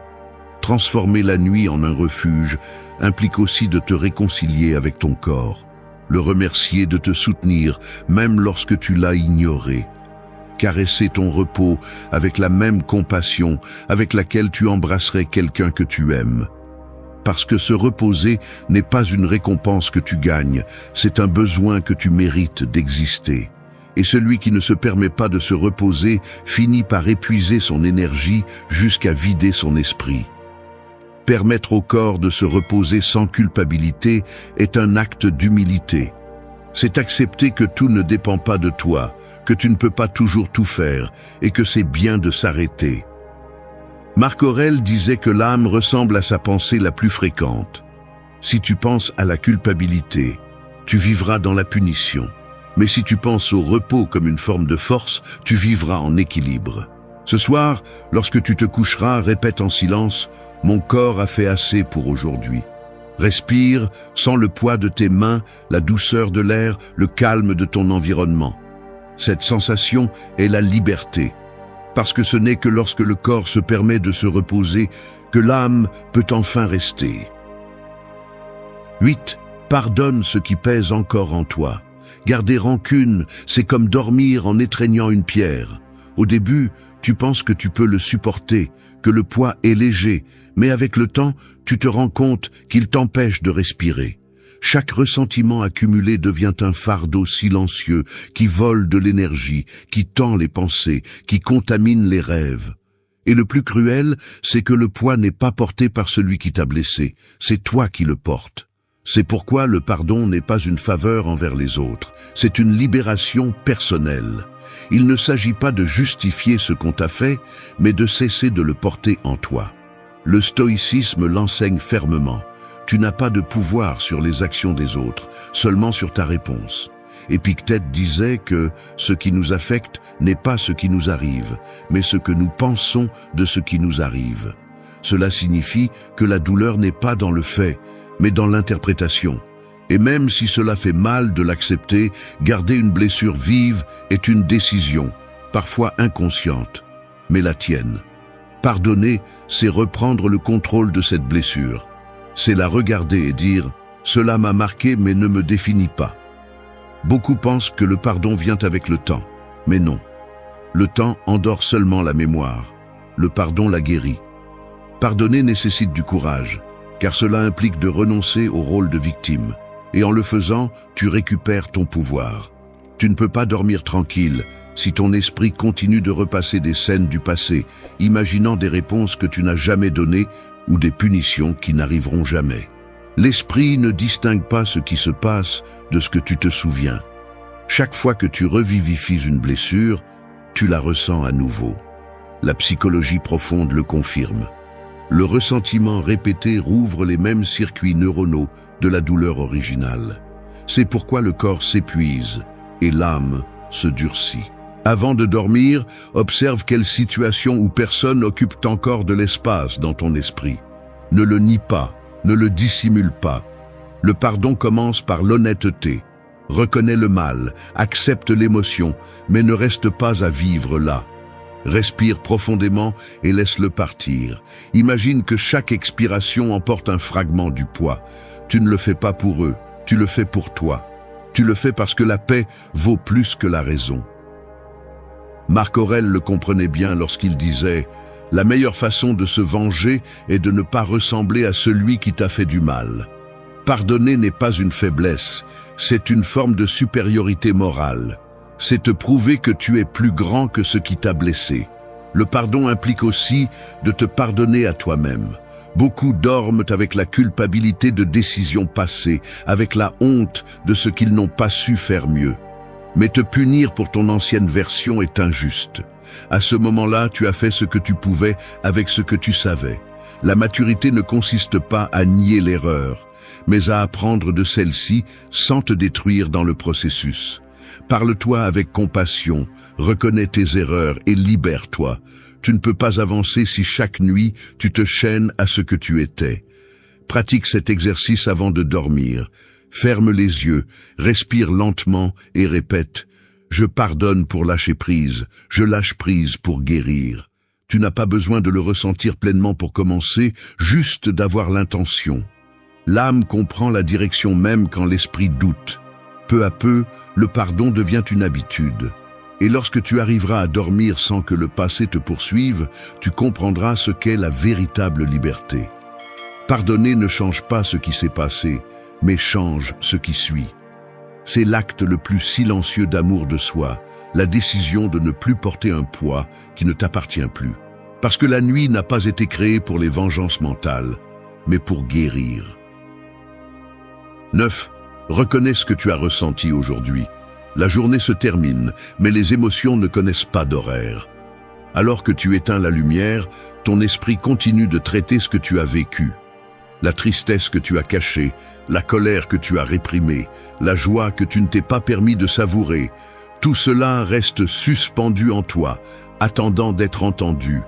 Nier ce que tu ressens ne l'efface pas, cela l'enterre. Et ce qui est enterré, tôt ou tard, fleurit sous forme d'anxiété, d'insomnie ou de vide.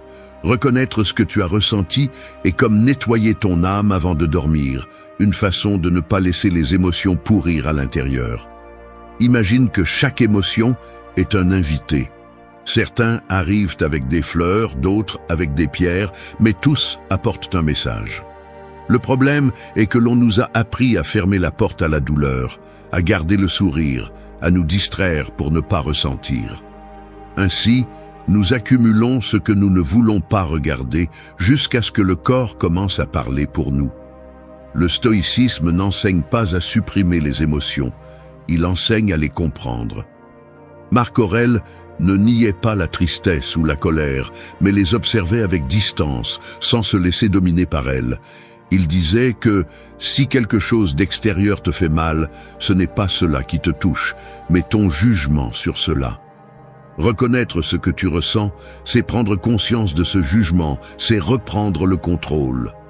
La psychologie profonde est d'accord. Ce qui n'est pas exprimé se transforme en symptôme. Garder ce que tu ressens est comme retenir ta respiration. Tôt ou tard, tu dois la lâcher. C'est pourquoi, avant de dormir, prends quelques minutes pour examiner ton intérieur. Demande-toi, qu'ai-je vraiment ressenti aujourd'hui? Ne le rationalise pas, ressens-le.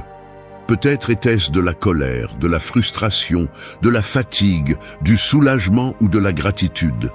Il n'y a pas de bonne réponse, seulement des réponses honnêtes. Nommer l'émotion est comme allumer une lumière dans l'obscurité. Tu arrêtes d'en avoir peur parce que tu la vois maintenant. Beaucoup pensent que reconnaître une émotion, c'est rester coincé dedans, mais c'est le contraire qui se produit. L'esprit ne se calme que lorsqu'il se sent compris. Quand tu ignores ce que tu ressens, l'émotion crie.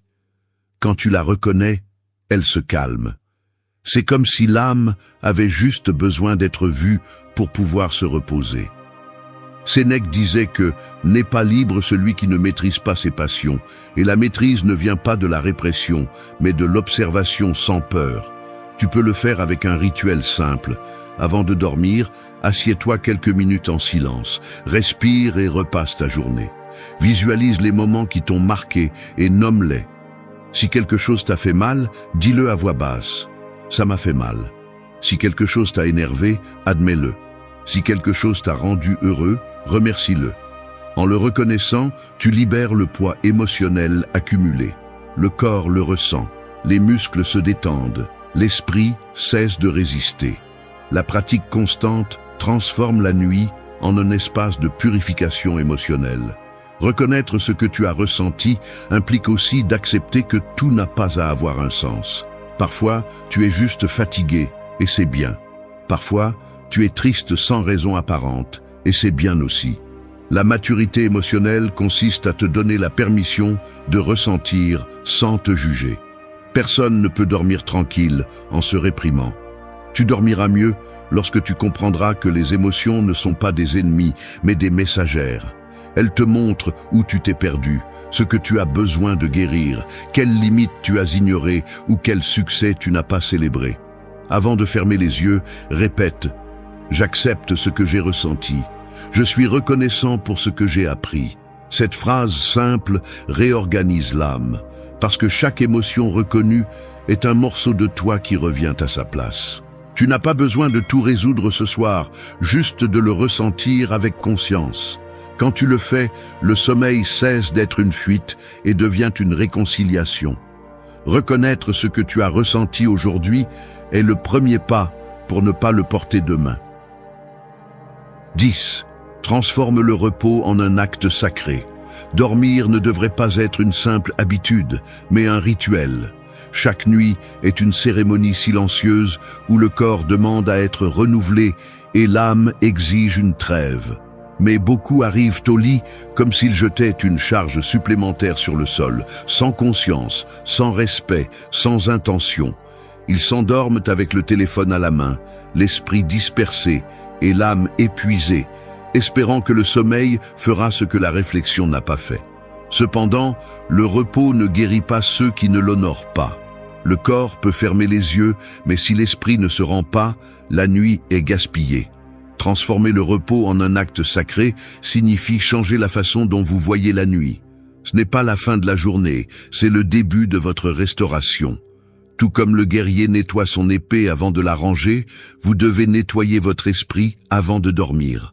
Laissez derrière vous la bataille mentale, lâchez le bruit du monde et préparez votre âme à retourner à son centre. Marc Aurèle écrivait ses méditations avant de dormir, non pas pour impressionner qui que ce soit, mais pour mettre son esprit en ordre. Il comprenait que le repos le plus profond naît de la clarté intérieure. Le stoïcisme enseigne que tout acte peut être vertueux s'il est fait avec intention. Dormir l'est aussi. Si vous vous couchez avec gratitude, sérénité et conscience, votre repos devient un acte spirituel. Vous n'avez pas besoin de rituels compliqués, juste de présence. Éteignez la lumière, respirez lentement, observez ce que vous ressentez et remerciez d'être arrivé jusqu'ici. Le simple fait d'être en vie est une raison suffisante pour honorer la nuit. La psychologie moderne l'appelle hygiène mentale, mais les anciens l'appelaient révérence. L'esprit a besoin de signaux pour comprendre que la journée est terminée. C'est pourquoi il est important de créer des routines qui vous préparent au repos.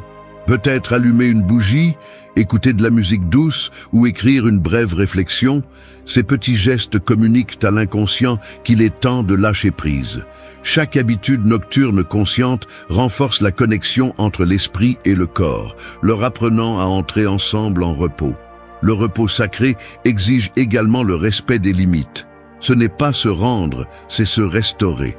Celui qui se permet de se reposer avec dévotion se réveille avec un but. Vous ne pouvez pas créer une vie claire si vous passez vos nuits dans le chaos.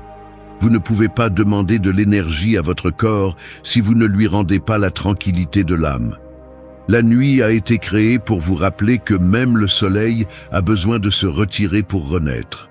Et vous, comme lui, avez également besoin de vous éteindre pour briller à nouveau. Transformez le moment du coucher en une expérience de retour. Ne vous couchez pas en courant. N'entrez pas dans le lit avec le poids du monde sur vos épaules. Asseyez-vous, respirez, sentez votre corps. Reconnaissez tout ce qu'il a fait pour vous pendant la journée. Fermez les yeux, en sachant que le repos fait partie du processus, pas une pause de culpabilité. Le stoïcien ne cherche pas à échapper à la fatigue, il la comprend. Reposez-vous avec intention, comme celui qui offre une prière au silence. Chaque nuit peut être votre temple. Vous n'avez pas besoin de religion pour cela, juste de conscience. Le repos n'est pas de la paresse, c'est de la sagesse. Et quand vous dormez avec respect, l'âme s'aligne avec la vie. Tout comme la terre a besoin d'obscurité pour que la graine fleurisse, vous avez besoin de calme pour que l'âme se réveille. Dormir en paix n'est pas un luxe, c'est une forme de spiritualité quotidienne. Faites de votre repos un acte sacré et chaque aube sera une nouvelle opportunité de commencer plus léger, plus conscient et plus en harmonie avec vous-même. 11. Crée un espace de calme autour de toi. L'environnement dans lequel tu dors est un miroir de ton esprit. Si ta chambre est désordonnée, ta pensée l'est aussi. Si l'espace est chargé de bruit, de lumière, de tâches en attente ou de distractions, le repos est contaminé avant même de commencer. Tu ne peux pas espérer de sérénité au milieu du chaos. L'âme a besoin d'un endroit où elle se sent en sécurité pour se laisser aller au sommeil. Le calme n'apparaît pas par magie, il se construit. Et chaque objet, chaque arôme, chaque silence que tu choisis fait partie de ce sanctuaire qui t'accompagne dans l'obscurité. Ton environnement nocturne parle sans mots. Le désordre visuel stimule le cerveau et lui rappelle tout ce que tu n'as pas résolu. C'est pourquoi, avant de dormir, ranger ton espace n'est pas une tâche ménagère, c'est un acte mental. Marc Aurèle disait que l'âme ressemble à ce qu'elle fréquente, et cela inclut les lieux où tu habites. Un espace plein de distractions est un esprit qui ne trouve pas de repos. Mais un environnement soigné, propre et serein, enseigne à l'inconscient que la journée est terminée, qu'il n'y a plus de bataille à mener. Le stoïcisme défendait la simplicité comme source de paix. Sénèque vivait entouré de l'essentiel parce qu'il comprenait que l'inutile disperse. Et la psychologie moderne confirme que l'environnement influence directement l'état émotionnel. Une chambre avec une lumière chaude, des arômes doux et un ordre visuel réduit les niveaux de cortisol, l'hormone du stress. Ton espace physique affecte ton monde interne plus que tu ne l'imagines. C'est pourquoi prendre soin de l'environnement où tu dors est une façon de prendre soin de ton esprit. Transformer ta chambre en un refuge ne nécessite pas de luxe, mais de l'intention. Éteins les lumières intenses, ouvre une fenêtre pour renouveler l'air, choisis un arôme qui te détend, peut-être la lavande ou le santal. Si tu peux, élimine les appareils électroniques. Le bruit numérique empêche le corps de percevoir le signal de repos. Chaque détail est une façon de dire à ton esprit « c'est un endroit sûr pour lâcher prise ». Même un petit changement, comme plier les vêtements ou éteindre une lampe, peut faire la différence. Le calme se construit avec des gestes simples. Fais de ta chambre un reflet de ton équilibre intérieur. Évite les couleurs criardes, les lumières froides, les stimuli inutiles. Cherche une harmonie visuelle. Quand tout autour de toi est calme, le corps l'interprète comme une permission de se reposer. L'environnement n'influence pas seulement le sommeil, mais aussi les rêves. Un esprit tranquille génère des images douces, un esprit saturé crée des cauchemars. Ce n'est pas de la superstition, c'est de la neuroscience. L'esprit nocturne absorbe les messages de l'environnement, comme des graines pour l'inconscient. L'espace comprend aussi le silence émotionnel. Parfois, le bruit n'est pas à l'extérieur, mais chez les personnes avec qui tu partages l'environnement. Établis des limites saines avant de dormir. Ne permets pas les disputes, les plaintes ou les interruptions qui contaminent ta paix. Protéger ton espace, c'est protéger ton énergie. Le repos est un rituel intime, pas un acte social. Épictète enseignait que la tranquillité dépend de l'évitement de ce que tu ne peux pas contrôler. Créer un espace de calme, c'est créer une frontière entre le jour et la nuit. C'est fermer la porte au chaos et ouvrir une fenêtre à la tranquillité. Chaque nuit, consacre quelques minutes à préparer ton refuge. Ne le fais pas par habitude, fais-le avec dévotion. Allume une lumière douce, range ton lit, éteins le bruit externe et respire. Ce moment n'est pas insignifiant, c'est le seuil entre la tension et la paix. Le calme commence à l'extérieur, mais il fleurit à l'intérieur. Quand l'environnement reflète la sérénité, l'âme apprend à se reposer. 12. Laisse passer les pensées qui ne servent à rien. L'esprit est comme une rivière qui ne cesse jamais de couler. Pendant la journée, elle coule avec force, emportant les soucis, les souvenirs, les tâches, les conversations. Mais quand la nuit arrive, cette rivière devrait se calmer et pourtant, la plupart des gens laissent le débordement continuer. Tu essaies de dormir, mais l'eau mentale ne s'arrête pas. Elle s'emmêle dans des pensées qui ne mènent nulle part. Dormir avec l'esprit plein de pensées inutiles, c'est comme essayer de se reposer au milieu d'un courant incessant.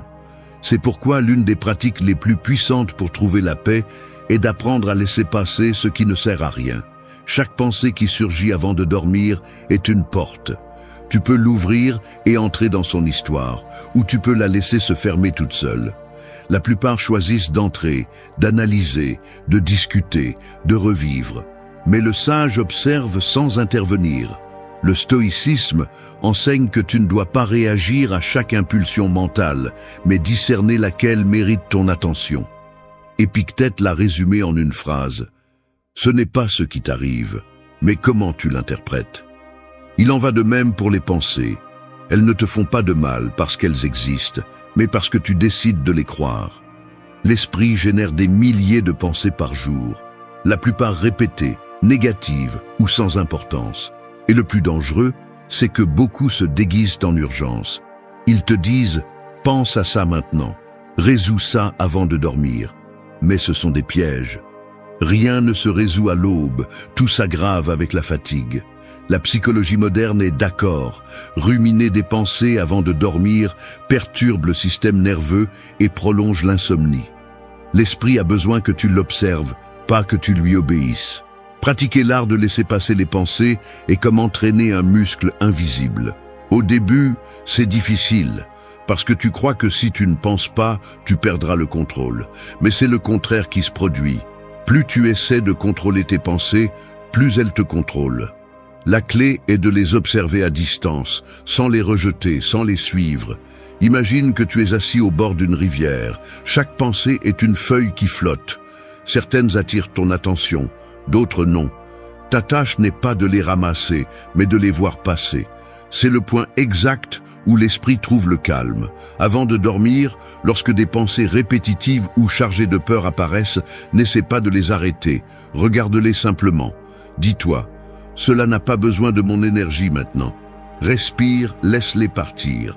Répète le processus chaque fois qu'elles apparaissent. C'est un entraînement de patience et de maîtrise de soi. Marc Aurèle pratiquait cette même méthode, écrivant chaque nuit ce qui le préoccupait pour le sortir de sa tête et le laisser sur le papier. Ainsi, il libérait son âme. Tu peux le faire mentalement. L'idée est la même, libérer de l'espace pour le repos. Toutes les pensées ne méritent pas d'être hébergées dans ton esprit. Certaines ne font que passer. Laisse-les partir sans résistance. Lorsque tu lâches le dialogue interne inutile, l'esprit se calme et le corps suit.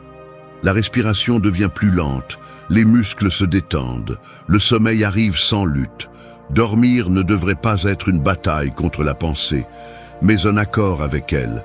Sénèque disait que le sage ne se soucie jamais de ce qu'il ne peut éviter, et cela inclut les pensées. Tu ne peux pas empêcher qu'elles surgissent, mais tu peux décider de ne pas rester coincé en elles. La liberté mentale n'est pas obtenue lorsque tu réussis à penser moins, mais lorsque tu apprends à ne pas être esclave de ce que tu penses. Chaque nuit, tu peux pratiquer cette liberté. Laisser passer les pensées qui ne servent à rien est une forme d'hygiène de l'âme. C'est nettoyer ce qui s'est accumulé, vider ce qui est en trop, préparer le terrain pour une nouvelle aube mentale. 13. Remercie ton corps de te soutenir. Le corps est le soldat silencieux qui ne capitule jamais. Jour après jour, il reçoit tes pensées, tes émotions, ta fatigue et tes exigences sans se plaindre. C'est le véhicule qui te permet de vivre la vie, mais aussi le plus oublié. Tu ne le remarques que lorsqu'il te fait mal, lorsqu'il est épuisé, lorsqu'il est malade. Pourtant, même dans sa faiblesse, il continue de faire l'impossible pour te maintenir debout. Avant de dormir, lorsque tout se calme, c'est le moment parfait pour le reconnaître. Remercier ton corps n'est pas de la vanité, c'est de la sagesse. C'est comprendre que sans lui, tu ne pourrais pas ressentir, apprendre ou exister. Chaque muscle, chaque respiration, chaque battement est un rappel que tu es vivant. Mais nous avons tendance à vivre déconnectés de cette vérité. Nous nous exigeons force sans repos, énergie sans pause, résultats sans limite. Nous demandons au corps plus que ce que nous lui donnons en retour. Le stoïcisme enseigne l'équilibre. Et cet équilibre commence par prendre soin de l'instrument avec lequel tu expérimentes le monde. Sénèque disait que le corps devait être traité avec respect, non pas comme un tyran qui exige un plaisir constant, ni comme un esclave qui supporte la punition. En prendre soin est une forme de modération, un acte de justice envers soi-même. La psychologie moderne parle du lien entre l'esprit et le corps comme d'un réseau inséparable. Chaque pensée génère une réaction physique, chaque émotion altère tes organes, ta respiration, ton pouls. Lorsque tu ignores ton corps, tu nies une partie essentielle de ton être.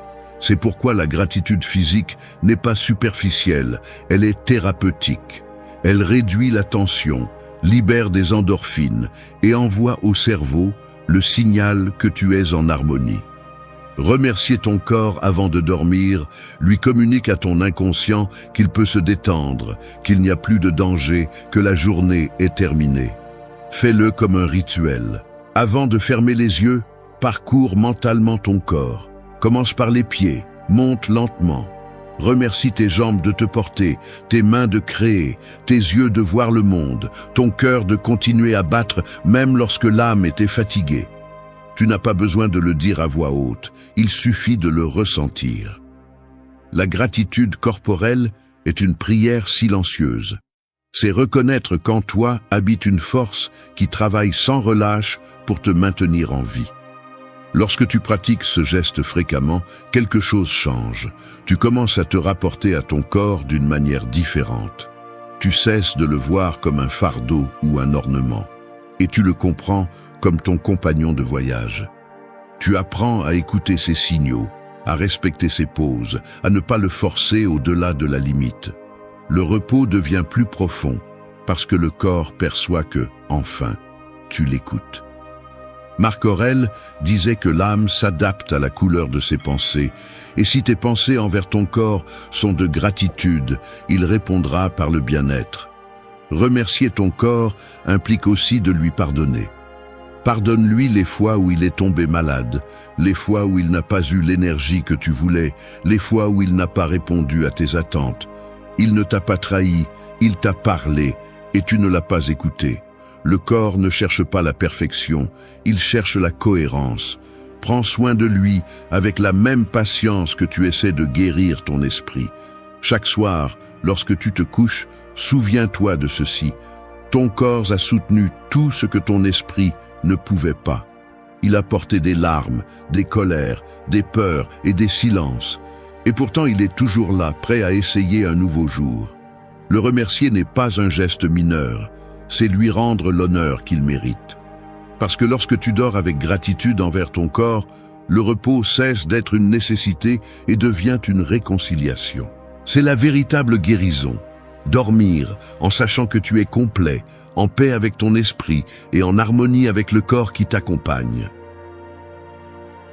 14. Terminer la journée avec acceptation. La journée est comme une pièce de théâtre qui se termine à la tombée de la nuit. Certains actes ont été chaotiques, d'autres pleins de calme. Certains vous ont rendu fiers et d'autres vous ont fait plus mal que vous ne voudriez l'admettre. Mais lorsque le rideau tombe, vous ne pouvez plus continuer à jouer dans votre esprit. Il faut quitter la scène, arrêter d'interpréter et accepter que le spectacle est terminé.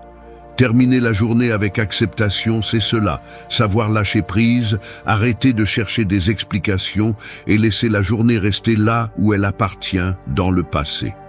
L'acceptation ne signifie pas le conformisme, elle signifie la maturité. C'est la capacité de regarder ce qui s'est passé sans résistance ni déni. C'est reconnaître qu'il y a eu des choses qui n'ont pas bien tourné et que cela ne signifie pas que vous avez échoué. Le stoïcisme enseigne que ce qui s'est passé devait se passer. Marc Aurèle le résumait avec une clarté brutale. Aime ce qui t'arrive, car c'est fait pour toi. Cette phrase ne demande pas de célébrer la douleur, mais de la comprendre comme faisant partie d'un ordre supérieur. Résister à ce qui a déjà été est comme se battre contre un ennemi qui est déjà parti. Accepter, en revanche, est un acte d'intelligence émotionnelle, une façon de se dire « c'est ce qui devait arriver, et maintenant je le laisse partir ». Beaucoup arrivent à la nuit, entraînant la journée comme une chaîne. Ils repensent aux conversations, analysent les décisions, imaginent des versions alternatives de ce qu'ils auraient pu dire ou faire. Mais ce qui a déjà été appartient au domaine du destin. L'esprit s'épuise en essayant de réécrire un scénario qui a déjà été joué. Le repos n'arrive que lorsque vous arrêtez de discuter avec la réalité. La psychologie profonde l'explique. Le cerveau a besoin de signaux de fermeture pour traiter les expériences. Sans cette fermeture, il reste en alerte, cherchant des solutions à ce qui n'a plus de solution. Terminer la journée consciemment aide à comprendre qu'il peut lâcher prise. Faites-le avec un petit rituel. Avant de dormir, passez en revue la journée sans jugement. Souvenez-vous de ce que vous avez bien fait, de ce qui a mal tourné, de ce qui vous a fait mal et de ce qui vous a fait sourire. Puis, répétez en silence « c'est terminé ». Cette simple phrase a du pouvoir. Elle envoie un message à l'inconscient que le cycle est terminé. L'esprit, en reconnaissant la fin, peut enfin se détendre. Il n'y a pas de repos plus réparateur que celui qui arrive lorsque vous acceptez l'histoire de la journée sans essayer de la changer. L'acceptation implique aussi de se pardonner de ne pas avoir tout fait parfaitement. Sénèque disait que le sage ne se blâme pas, il apprend. La culpabilité ne corrige pas le passé, elle ne fait que le prolonger. Accepter vos erreurs sans vous punir est une forme d'amour de soi. Chaque jour vécu, même les plus difficiles, vous laisse une leçon. L'acceptation vous permet de voir cette leçon sans drame. Ce qui n'est pas accepté se répète. Ce qui est accepté se transcende. Terminer la journée avec acceptation signifie aussi se rendre à l'évidence que tout n'est pas sous votre contrôle. Certaines choses nécessitent du temps, d'autres de la distance, et certaines ne dépendent tout simplement pas de vous. Apprendre à vivre avec cela est la liberté.